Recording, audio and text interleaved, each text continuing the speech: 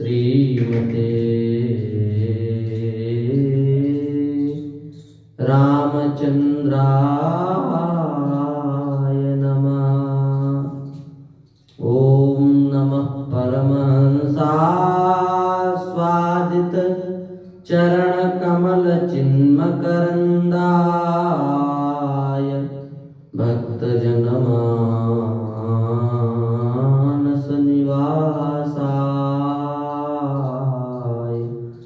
श्री रामचंद्राय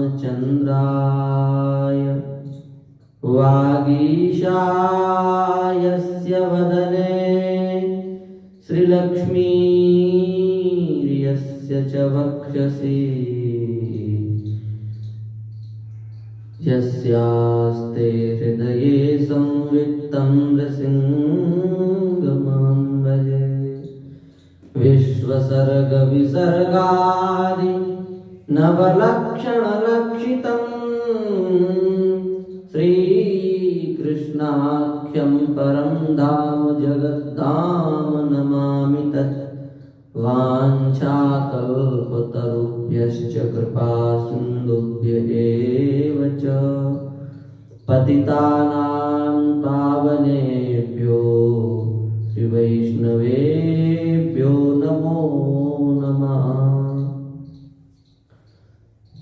निखिल हेय प्रत्यनीक अखिल कोटि ब्रह्मांड नायक परात्पर परब्रह्म परमेश्वर भक्तवांछा कल्पतरु भक्तवत्सल शरणागत वत्सल श्री ठाकुर जी की अहेतुकी अनुकंपा कृपा करुणा से हम सभी लोग जीवन का सर्वोत्कृष्ट फल सत्संग लाभ प्राप्त कर रहे हैं।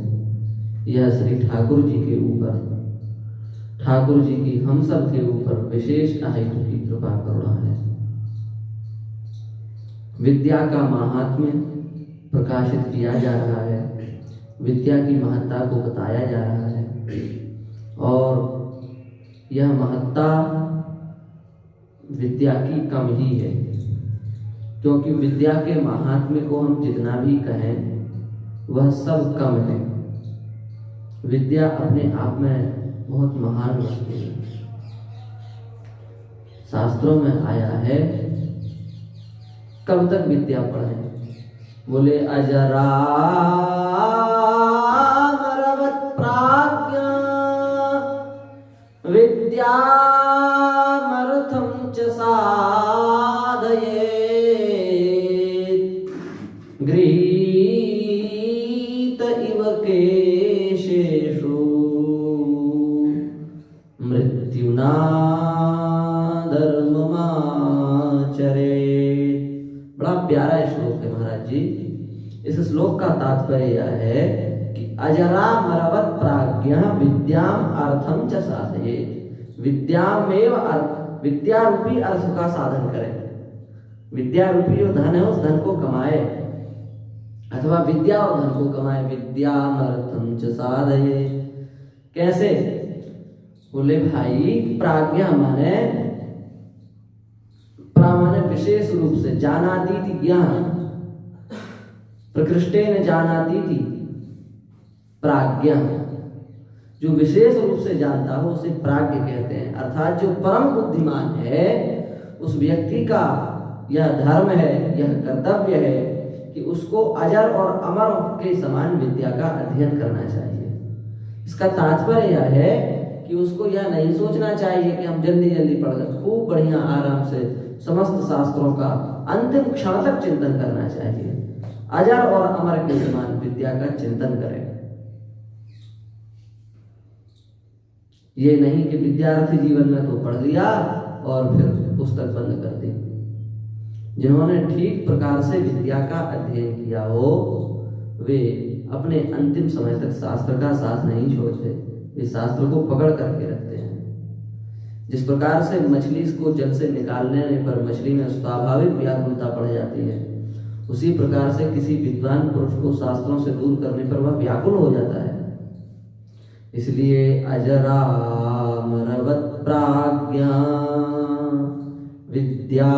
विद्यामर्थं च साधयेत्। विद्या का संचय करे, अजर के समान अमर के समान होकर के विद्या का संचय करे। आज हम पढ़ना ही नहीं चाहते, कुछ पढ़ करके ही हम अपने को सर्वज्ञ मान लेते हैं। यह सर्वज्ञ सर्वविद्वा केवल भगवान ही है और दूसरा कोई नहीं हो सकता। इसलिए विद्या बहुत विशाल है, इसका पार नहीं है। ऐसा विचार करके सर्वदा विद्या का चिंतन करते रहना चाहिए, सर्वदा विद्या को पढ़ते रहना चाहिए, सर्वदा इसका अभ्यास करते रहना चाहिए। क्योंकि अनभ्यासे विषम विद्या अजीर्णे भोजनम विषम। यदि विद्या का अभ्यास नहीं होगा तो फिर वह विद्या विष के समान है, वह किसी काम की नहीं है। सदा सर्वदा शास्त्रों का चिंतन करते रहना चाहिए। हमारे ऋषि मुनि परम ज्ञानी हैं, परम विद्वान हैं, पर निरंतर शास्त्र स्वाध्याय में लगे रहते हैं। तपस्वाध्याय निरतम तपस्वी वाग्विदाम परम, वाल्मीकि रामायण का वाक्य। महर्षि वाल्मीकि तपस्वाध्याय निरतम, तपस्वाध्याय से संपन्न है। तपस्या और स्वाध्याय यही विद्वानों का खजाना है, यही ऋषि महर्षियों का खजाना है, यही हमारे प्राचीन आचार्यों की पूंजी रही है। इसलिए स्वाध्याय में निरत रहना चाहिए, विद्या का अध्ययन सदा सर्वदा करते रहना चाहिए, अंतिम क्षण तक विद्या का चिंतन करते रहना चाहिए। निश्चित रूप से कुछ न कुछ आपको नई बातें प्राप्त होंगी।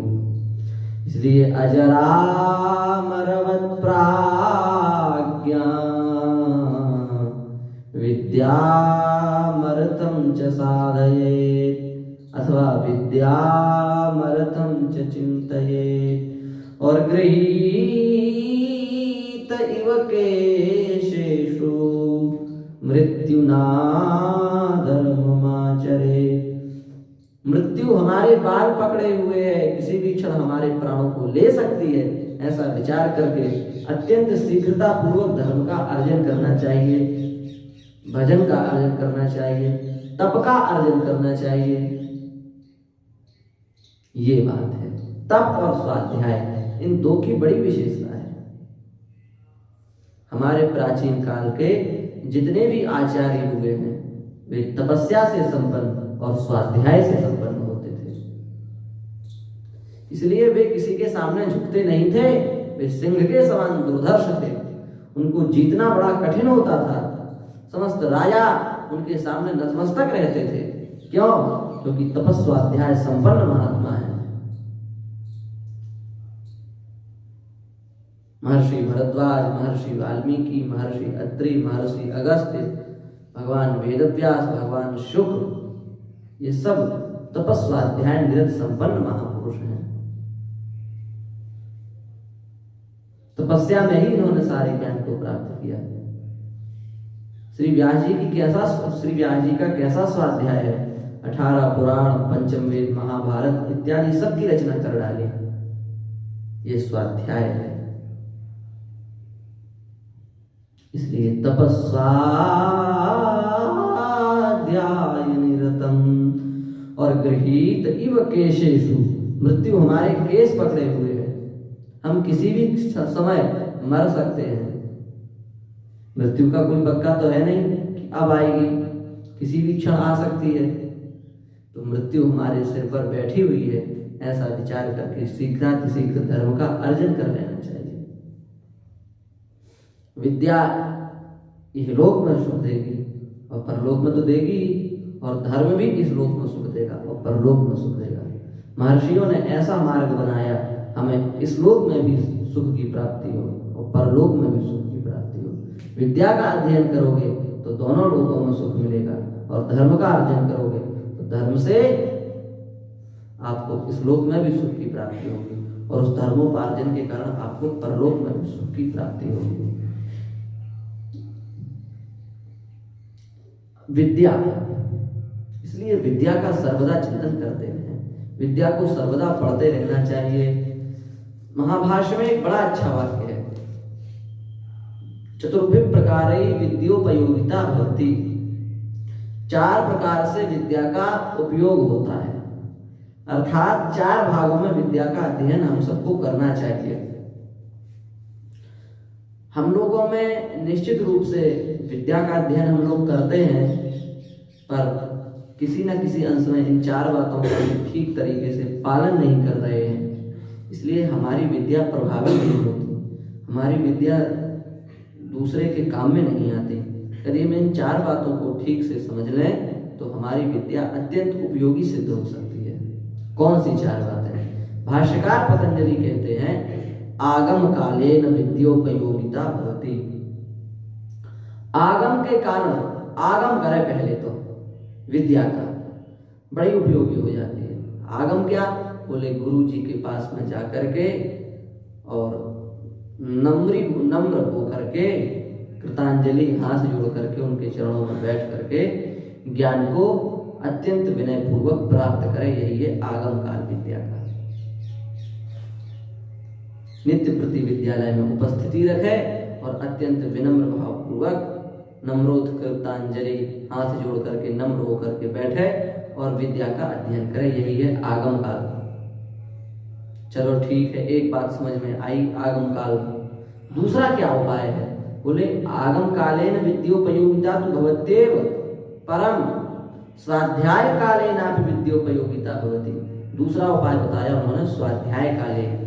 उस विद्या को पढ़ करके आवे और घर पर पोथी बंद करके रख दे, ऐसा नहीं। उसका स्वाध्याय करे, उसका मनन करे, उसका बार बार विचार करे, उसको बार बार उसका अनुशीलन परिशीलन अनुचिंतन परिचिंतन करे। और जब बार बार उसका वह अभ्यास करेगा तो वह विद्या उसको सिद्ध हो जाएगी। तो आगम काल और उसके बाद स्वाध्याय काल। और जब वह स्वाध्याय करके किसी सिद्धांत को पुष्ट कर ले तो उस सिद्धांत को अपने गुरुदेव को जाकर के निवेदित करे। इस आपने जो हमें समझाया, इससे हमें यह बात ठीक प्रकार से समझ में आई, क्या हमारा यह सिद्धांत ठीक है? यदि गुरुजी उस सिद्धांत पर मोहर लगा दें तो समझ लो आपका स्वाध्याय काल संपन्न हो गया। आगम कालेन विद्योपयोगिता भवति और स्वाध्याय कालेन विद्योपयोगिता भवति। 2 हो गए। तीसरा क्या? बोले तीसरा है व्यवहार कालेन। हमारे गुरुजी ने हमें जो पढ़ाया उसका हम चिंतन करें, चिंतन करके किसी सिद्धांत पर जाएं, उस सिद्धांत पर मोहर लगवाएं, उसके बाद उस सिद्धांत को अपने जीवन में उतारें। आज की विडंबना क्या है? हमारा भाषण बड़ा पवित्र है, बड़ा सुंदर है, पर हमारे स्वयं के आचरण अच्छे नहीं हैं। गोस्वामी जी ने रामायण में कहा है पर उपदेश कुशल बहु तेरे जे आचरहि ते नर नागने रे। पर उपदेश, दूसरे को उपदेश देने में सब कुशल है। दूसरे की क्या कहें, हम स्वयं दूसरों को उपदेश देने में कुशल हैं। ऐसा नहीं, हम सबको जो सिद्धांत आया है उस सिद्धांत को अपने जीवन में स्थापित करना चाहिए। आचार्य की परिभाषा क्या दी है शास्त्रों में? आचार्य देवो भव।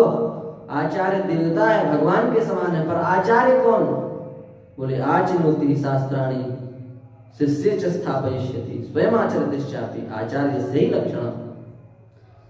शास्त्रों से सिद्धांतों का आचरण चयन करके उसको पहले अपने में स्थापित करे, फिर शिष्यों को समझावे, उसे आचार्य कहा गया है। और उस आचार्य को भगवान की पदवी दी गई शास्त्रों में। मातृदेवो भव, पितृदेवो भव, फिर आचार्य देवो भव। आचार्य की बड़ी महिमा है। इसलिए तीसरी बात है, हम जो कह रहे हैं वह पहले हमारे जीवन में होना चाहिए, नहीं तो हमारी बात कोई मानने के लिए तैयार नहीं होगा। हमारी स्थिति भूरुंड पक्षी के जैसी हो जाएगी। भूरुंड पक्षी पहाड़ों पर सभी पक्षियों को आमंत्रित करता है, उनको सुंदर सुंदर प्रवचन देता है, अच्छी अच्छी बातें बताता है, और जो वह उपदेश देता है ठीक उससे उल्टा आचरण, उससे विपरीत आचरण वह स्वयं करता है, भूरुंड पक्षी। इसलिए कोई भी पक्षी उसकी बात नहीं मानता। हमें सावधान होना पड़ेगा, कहीं हमारा जीवन सिद्धांत के विपरीत तो नहीं है, कहीं हमारा जीवन शास्त्रों के विपरीत तो नहीं है, कहीं हमारा जीवन व्यवहार सदाचार धर्म के विपरीत तो नहीं है। यदि है तो हमको वह सुधारना पड़ेगा, पहले व्यवहार काल सुधारना पड़ेगा। और जब ये सारे सिद्धांत हमारे भीतर जगमगाने लगे, प्रदीप्त तो हो उठे, तो चौथा प्रकार क्या बोले, फिर उस विद्या का प्रवचन करे, उस विद्या को लोगों तक पहुंचावे, अपने विद्यार्थियों में उस विद्या का प्रचार करे। अब हम यदि गंभीरता से विचार करें तो हमारा पहला स्तंभ ही बहुत कमजोर है, आगम काल ही हम अच्छे से पूर्ण नहीं करते। हम चाहते हैं कि कुछ समय में ही सर्वज्ञ हो जाएं, असंभव है। पहले दीर्घकाल निरंतर्य पूर्वक विद्या का आगम कालीन स्वाध्याय पढ़ें, और जब आगम काल संपन्न हो जावे तब फिर उसका स्वाध्याय करें। द्वितीय पक्ष भी हमारा कमजोर है, हम स्वाध्याय भी उतना अच्छे से नहीं कर पाते विद्या का। और तीसरा पक्ष क्या है? तीसरा पक्ष है व्यवहार काल। व्यवहार काल तो हमारा कमजोर बहुत ज्यादा ही है। व्यवहार काल में तो कोई है जो व्यवहार काल पक्ष में पुष्ट है, बाकी हम जैसे लोग तो व्यवहार काल में बिल्कुल ढीले ही हैं। और जो चौथा पक्ष है प्रवचन काल, इसमें हम लोग खूब माहिर हैं। पहला पक्ष, दूसरा पक्ष और तीसरा पक्ष तो हम लोग ध्यान देते नहीं, और सीधे चौथे पक्ष पर आक्रमण करते हैं, प्रवचन काल पर। इसलिए उस प्रवचन का लोगों पर असर नहीं होता। उसका मूल कारण यह है, हमारी सबसे प्रार्थना है खूब बढ़िया से पहले आगम काल करें, उसके बाद स्वाध्याय काल करें, उसके बाद व्यवहार काल करें, और फिर आपकी बातों का यदि प्रत्यक्ष प्रभाव न हो तो आप उसके स्वयं साक्षी हैं, अवश्य होगा। पर आप इन 3 कालों को अच्छे तरीके से पूर्ण करें, क्योंकि बिना दीर्घकाल निरंतर के विद्या नहीं आती। पातंजलि योग सूत्र में स्पष्ट निर्देश किया गया है, दीर्घकाल निरंतर सम्मानाश्रय, ये 3 बातें विद्या के लिए अत्यंत आवश्यक हैं। इसलिए विद्या की उपयोगिता की बड़ी सुंदर परिभाषा महाभाष्य में बताई गई। ये हम सब विद्यार्थियों के लिए अत्यंत उपयोगी है।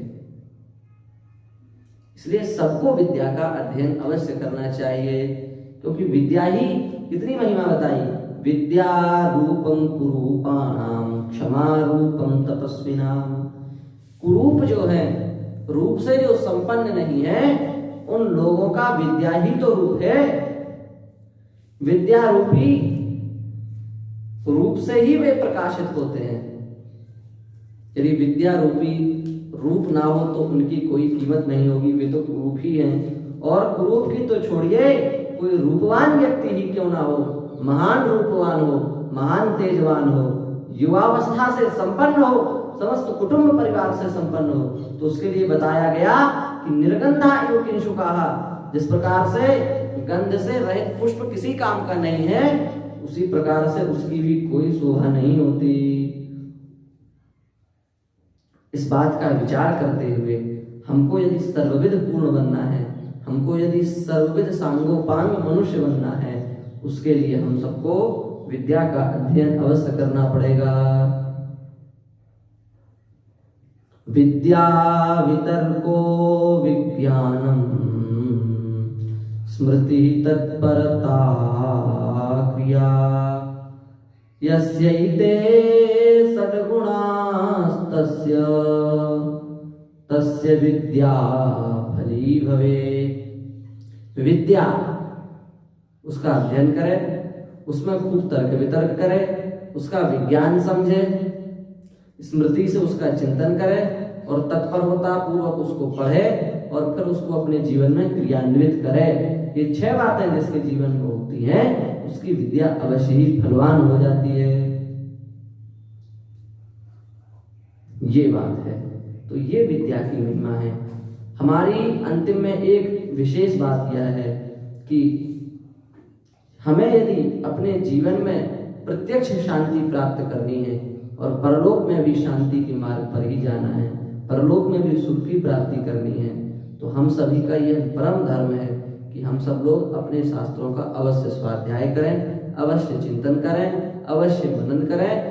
पाश्चात्य संस्कृति में यदि हम बहे जाएंगे, चले जाएंगे, तो हम अपनी विद्या से, अपनी सनातन विद्या से सर्वथा दूर हो जाएंगे।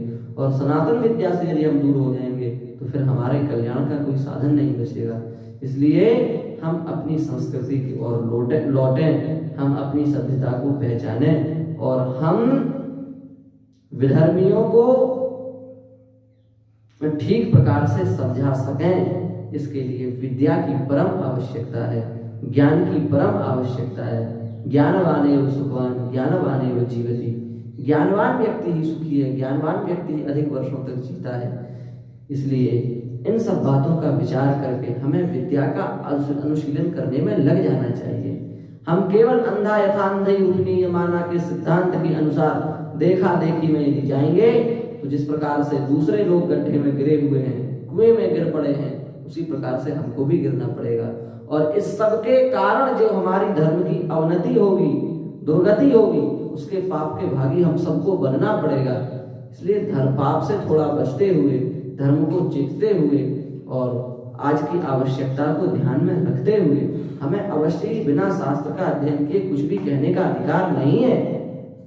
हम शास्त्र का चिंतन करें, पहले आगम काल करें, स्वाध्याय काल करें, व्यवहार काल करें, तब प्रवचन करें, अन्यथा कुछ भी नहीं होने वाला है, कोई लाभ नहीं होगा। इसलिए अवश्य विद्या का अध्ययन करें और विद्या के बाद फिर जो भाष्यकार पतंजलि का निर्देश है उस निर्देश का पालन करें, तभी हमारे कल्याण होगा, तभी हमारे लिए विद्या उपयोगी होगी और तभी हमें पूर्ण ज्ञान की प्राप्ति होगी। श्री वृंदावन बिहारी लाल की जय, राधा रानी की जय, यमुना महारानी की जय, सब संतन की जय, सब भक्तन की जय। जय जय श्री सीताराम, जय जय श्री राधे श्याम। ओम नमः पार्वती पतये, हर हर हर